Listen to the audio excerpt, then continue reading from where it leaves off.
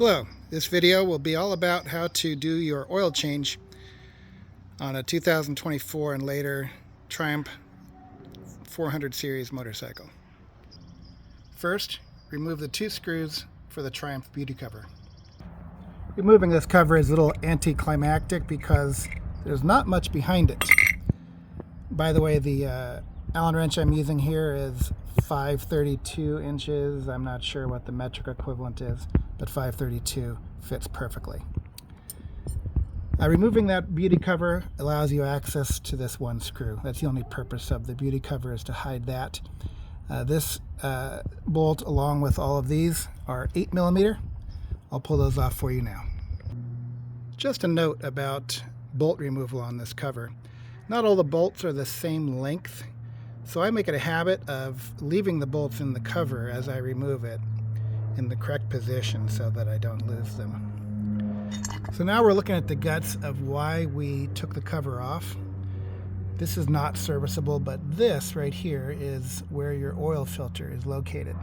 Again, there's two 8mm headed bolts that retain this black painted cover. I've already changed oil on this bike, but I'm doing this for your benefit only, for instructional purposes, so I'm not going to remove it. But the filter is behind this cover. Do make sure that you have a drain pan underneath, because as soon as you remove this, you will get some oil that will drop out. The filter has a solid metal end with a date code stamped on it, and then at the other end there's a rubber grommet and a hole in the middle. That end with the rubber grommet and the hole is what goes inside the engine. So you'll pull the old filter out and clean out the area inside. Make sure the O-ring which seals this is in good condition.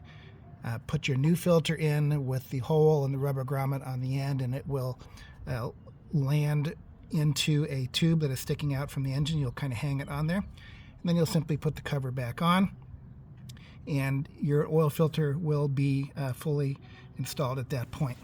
Now, to drain the engine oil, you need to come down a little bit lower. And I want to show you that you will have two different bolts to remove. Right here, where I'm pointing, is a 13mm bolt, and behind that is a strainer. The strainer is kind of like a pre-filter. It's like a screen. So when you unscrew this 13mm headed bolt, you'll pull it out, and there will be a strainer attached to the bolt, the back of the bolt. And you'll simply remove that, clean it with a carburetor cleaner or brake clean or something similar. Make sure it's very, very clean. Blow it out with air if you have it. And then simply reinstall in the opposite order. And again, that is a 13mm head that you'll need to remove with a socket. I don't think you'll be able to get a wrench in there very well. Use a socket. And then this is the main drain for the oil. That is a 19mm head. And when you remove this, you will the oil, of course, will come pouring out forcefully. Make sure you have a drain pan underneath. Also the same case with the other strainer. A small amount of oil will come out, but this is your main sump where all of the oil will come out from. And you will find that there is a strainer there also. So once you unscrew this bolt, you'll see a large amount of oil come out, 2 liters. And then you'll have a chance to just reach in. There's a small little handle on the end of that strainer. You'll pull that strainer out, clean it with whatever cleaner you have till it's perfectly clean, and then reinstall in the same manner that you saw it when it came out. And then once you've done that, you very methodically will come back over to the other side of your bike, and this is where you add your oil. This bike, when you do an oil change like this, meaning a wet change with filter, meaning that the engine's had oil in it before, there's still some remaining. The spec in your owner's manual is for exactly 2 liters of oil added. And of course, this can be removed by hand. You'll need a skinny funnel to reach into that hole. That's where you add your oil, 2 liters. The sight window for reading your oil level is right. Boy, it's hard to show that with the lighting. Anyway, that's its little window. Now, since the bike is on its side stand right now, it does not appear that you have any oil. But when you, and I can't do this because I'm holding my camera, but if you move the bike to directly perpendicular to the ground, you will see the oil in this window, which means that you have filled it properly. A note about the oil you choose for your Triumph 400.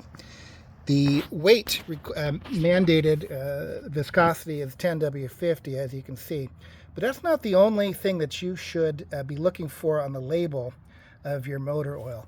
You'll notice here it says API, which is the abbreviation for American Petroleum Institute, rating S as in Sam, N as in Nancy. That is a key point also, not just viscosity. Make sure you choose a motor oil with the SN rating, which is what the manufacturer requires for this motorcycle. The other factor to consider for your first or any subsequent oil change is the oil filter. Now, the oil filter is not the same as every other Triumph motorcycle that's ever been manufactured. This is quite a puzzle to the parts desk where I purchased my motorcycle, Thousand Oaks Power Sports, as you can see here. Anyway, this part number, JG571014, that is the correct part number for the oil filter for this motorcycle. You'll see the price I paid was $875 plus tax.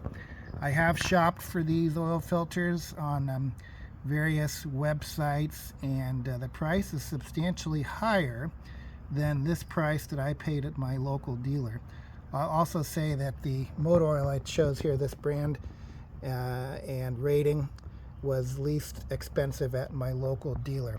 So I'll just use this opportunity as a shout out to my local Triumph dealer, Thousand Oaks, California Power Sports, for really providing very fair pricing on basic service parts for the motorcycle.